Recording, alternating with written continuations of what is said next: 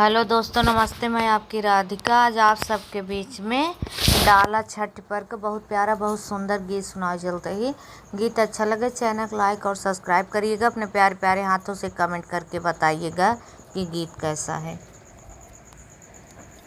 के कर बड़ी बड़ी अखिया न हो, के कर लंबी लंबी केस, के कर लंबी लंबी केस, के करी जो हाली बटियानु हो।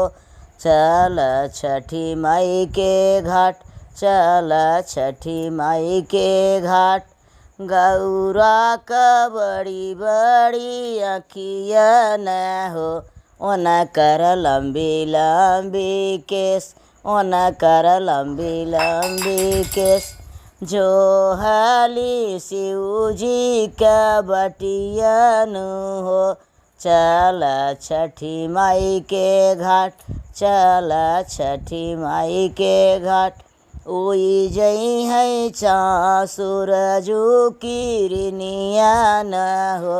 कैसे अर्घ दिवाई, कैसे अर्घ दिवाई, पावौ न भोले पहिरौ पियरी धोतियानु हो।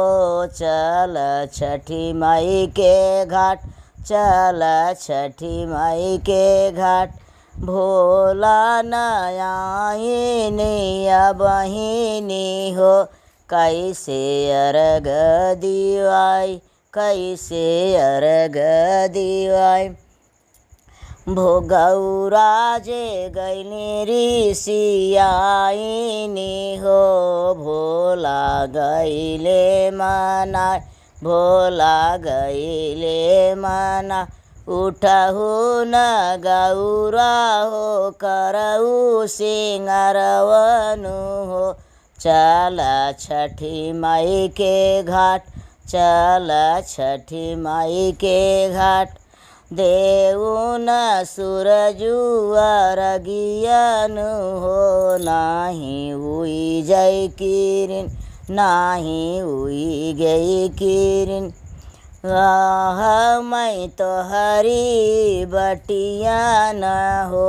कहवा फेरिया तू नाय, कहवा फेरिया तू नाय, काचही बाँसे कई बहानियानु हो। दौरा घाटे पहुँचाओ, दौरा घाटे पहुँचाओ।